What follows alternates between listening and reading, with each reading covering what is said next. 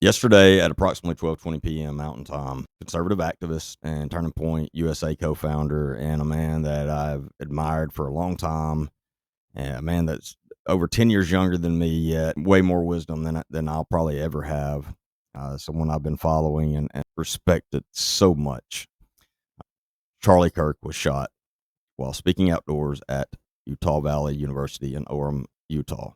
He later died of those injuries. Authorities say a shooter fired from a distance, possibly a rooftop, is what it's looking like right now, and fled. As I record this, no suspect has been publicly identified or arrested. Now, no matter your politics, this is a human life taken in a public space. Political violence is a line a free society cannot cross. Now, today I'm going to lay out what we know, what we don't, and how to separate rumor from fact, and what concrete steps you can take right now lawfully to help. All right, here's how we're going to spend about the next hour. Go over a clear timeline of the shooting based on official briefings and some major outlet reporting, what investigators have said on the record about the weapon, the scene, and the suspect description. How the first 24 hours got messy with conflicting statements and social posts and the damage that misinformation causes, and why security at campus events is so hard, and what I think needs to change about that. And we'll talk about who Charlie Kirk was to his supporters and critics, and why decent people, normal, good Americans, can agree on one thing: murder cannot be accepted, especially in politics. That literally goes against everything this country stands for. So anyone that is happy about this happening, you're as un-American as it gets. Simple. Prove me wrong. There's no way around that. And then I'll make sure everybody understands how to submit tips, how to archive eyewitness media correctly, and how to keep your community safer at public events. All right, so we'll start with a timeline. 12 p.m. Mountain Time, the event begins. Crowd size estimates vary. There's more than likely several thousand, seeing the videos there and just being familiar with all of his events. There's always several thousand people there. 12:20 p.m. Mountain Time, 20 minutes after the event started, a single shot rings out while Kirk is on stage. He is struck in the neck area, and with chaos follow as attendees taking cover and security rushes to the platform. Early campus comms and state officials call this a targeted attack, which I would bet everything on that. I don't think there's any question about that. Immediately after, reports indicate the shot may have been fired from a nearby building. And I may not be pronouncing this correctly, Loss Center has been named by university spokesman with distant estimates around 200 yards. I've seen the pictures, the diagrams, and all those diagrams I've seen, that is the approximate distance that's measured just from the above diagrams. Of course, as always, initial law enforcement communications are fluid. At one point, a person of interest is detained. Later, authorities then clarify no suspects in custody, and the investigation is still active. And this created hours of online confusion. Then officials came out and said that they recovered a high-powered bolt-action rifle near campus. I think it's in some kind of wooded area as far as reports right now. It's being reported it was a 30-06, which is a large caliber weapon with great accuracy. But as of this recording, the shooter remains at large. That's all what's on the record. Everything else you've heard, identity rumors, screenshots, partisan blame game, must be treated as unverified until it is confirmed. As I stated yesterday and will state numerous times, this is not a time to be blaming an entire political party. That's crazy, in my opinion. There are lunatics and evil people in this world, unfortunately, and that is who's responsible for this. You cannot blame an entire party, and I don't care which side of the aisle you're on. You can't blame an entire party. That's crazy. That's blaming half of the United States. We're not going to do that here. But spreading misinformation, whether purposely or accidentally, it just creates more confusion. And I mean, even the FBI spokesman in the press conference spoke about that and reminding the public how to help without spreading bad info. Just because you see something Don't just click and share immediately. Research a little bit before you share stuff. And I know this to a lot of you just falls on deaf ears, and I don't understand. But stop just sharing something just because you see it one time. If you see it from a couple different reliable resources, then you're probably safe to share it. But stop just sharing everything. That just creates more confusion. And nothing good can come out of confusion. Just not good. All right. So as of today, no one's in custody at this time.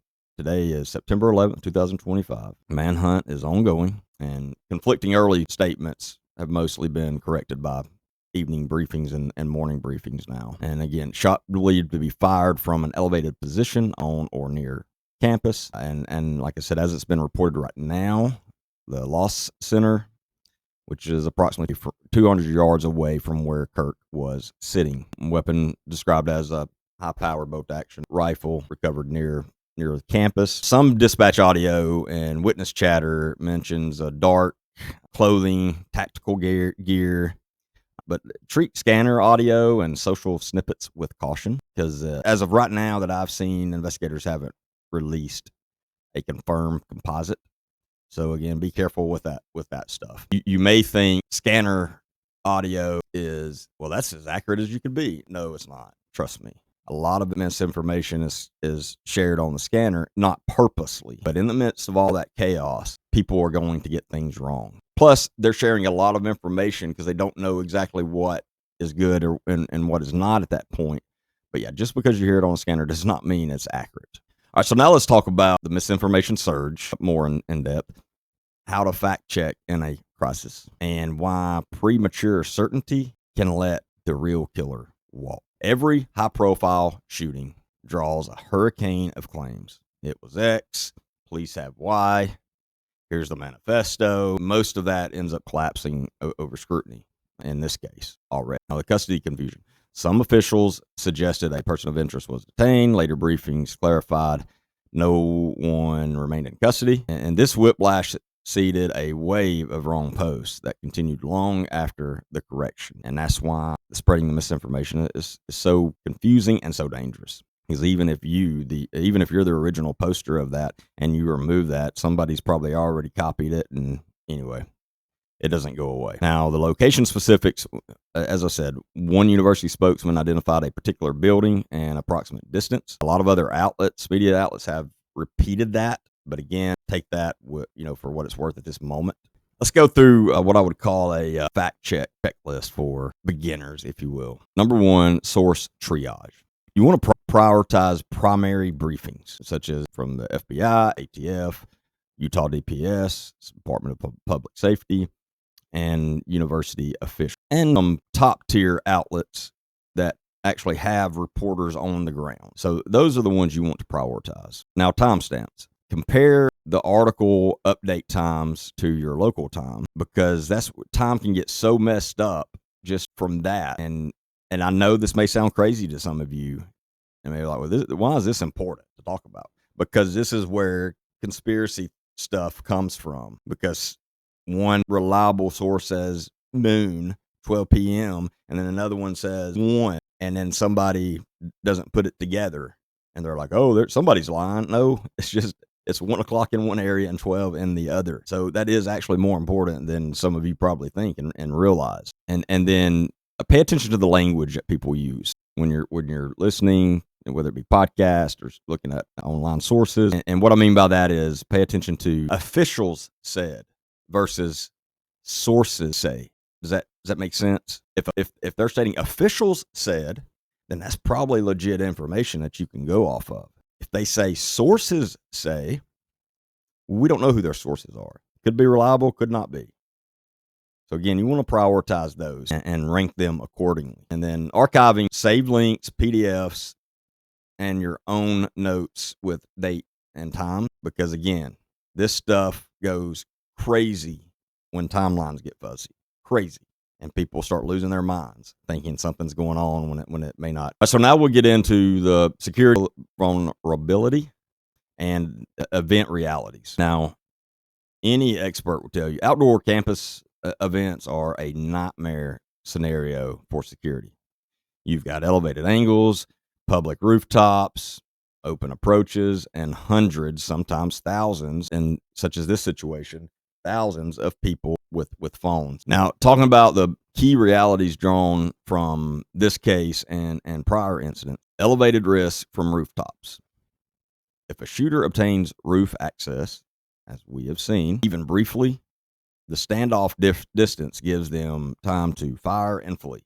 And that appears to be what has happened here. The same thing happened in Butler, Pennsylvania with the assassination attempt on Trump, but that shooter his was not well planned out, thankfully, and he was not trained. Anyway, and then blending in, early reports suggest the killer may have blended into the environment, potentially dressed to avoid drawing attention, and that is very common in trained people that carry out targeted shootings. And again, remember, the description details at this point are unconfirmed, so don't invent specifics just because we don't have any confirmed ones right now. Yes, unfortunately, a lot of people do that.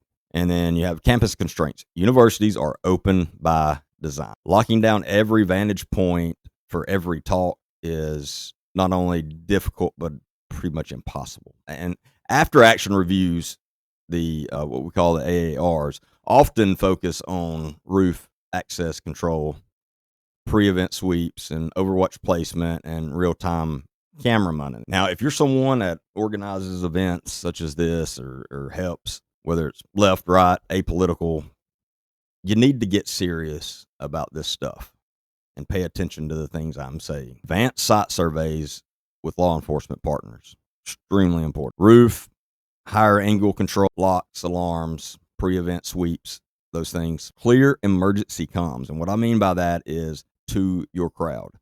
They need to know where to seek cover, how to exit, and where medics are staged. All these things are extremely important in these situations for sure. And then camera integration. Know which cameras exist, who can live monitor, and just as important, how to retrieve recordings quickly after an incident. That is something that almost any investigator will tell you is a struggle. That may sound like the simplest of these, but being able to retrieve recordings was always one of the most complicated things when I'd be conducting an investigation, whether it be business, house, residential, whatever. Nobody knows how to actually retrieve the recordings. And most cases, nobody even knows how to go back and look at the previous recordings. And I'm telling you, if you're not familiar with this, it's that bad. And again, about any investigator can verify that. It gets crazy. But those are the things that's very important in these situations. Is if you're, like I said, if you're organizing any events, and you need to think about this stuff, any kind of, whether it be big or small, because all this goes for small events as well. You can't be too safe. It's very important. You don't want something like this happening on your watch. You just don't. Charlie Kirk, 31 years old. Whatever you thought of his politics, he was a son, a husband, a colleague, and a friend to many. National leaders across the spectrum have condemned this murder. Some of you admired him. Some of you argued with him every day online. Both can be true, and both can reject political killing. Absolutely. How can you help? And we're talking strictly lawfully. If you were there or nearby, preserve your media. Don't edit. Don't add filters. Keep original files with metadata. Make duplicate backups before you share. Submit tips the right way. Use official channels. FBI Salt Lake City Field Office has asked for public assistance and tips. Follow their published guidelines and provide contact information. Avoid public doxing. Do not post names or matches from amateur sleuthing. A wrong ID can literally destroy an innocent life and impede the case. Don't want to be a part of that. Write what you saw now. If you were around there, if you were there, stop right now what you're doing. Write down every single piece of your memories from yesterday. A note of your memory, time, place, angle, sounds can all be very powerful if investigators contact you later.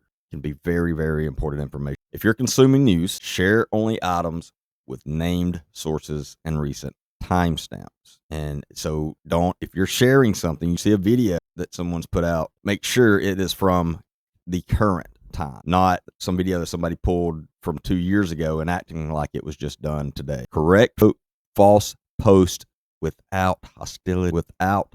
Remember, more heat does not equal more truth in this situation. So what we still don't know at the time of this recording, suspect's identity. There's been, at this time, no publicly confirmed suspect. As soon as one is confirmed, I will put that out. Motive. Avoid assumptions right now. We don't know yet. We do not know. Understand that. Accomplices. And I've seen this already going crazy. Officials so far have not alleged a second shooter or accomplice. As of right now, as far as what officials are putting out, they believe it's a lone actor. But that's not final. We don't know yet. I've already seen, and again, I'm not saying it's wrong. It may turn out to be right.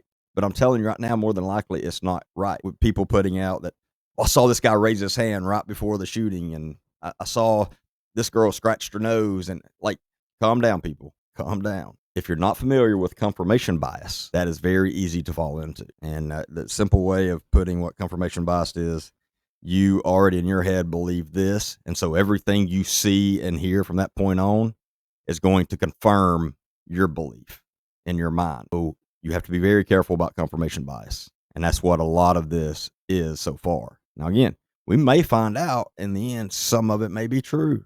I doubt it, but let's not act as it's true, and be careful of confirmation bias. Be careful of it. Now, the security specifics. Full AAR, full after action reports and findings will take time. This is not Miami CSI or whatever those shows are, where they do all of this in 45 minutes. In real life, this stuff takes time. So we're gonna have to be patient with the authorities in this stuff.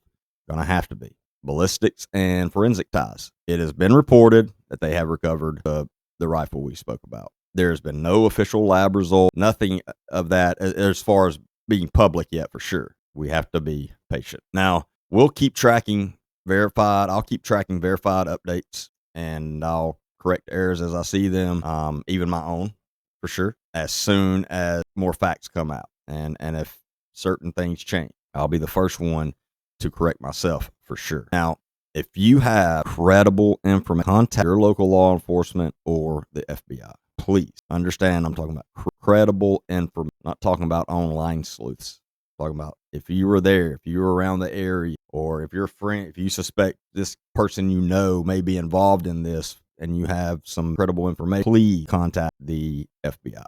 And again, they put the numbers up of the Salt Lake City field office, but you can contact, if you have some hot information, I mean, just contact any FBI office. They'll get you steer you in the right direction, but it's better to go through the local office. That's where they're prepared and, have most people stationed. If you're mourning, take care of yourself and the people around you.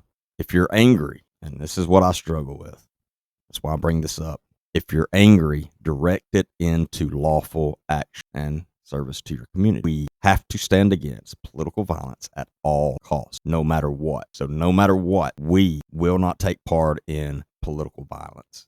Again, that goes against everything this country stands for.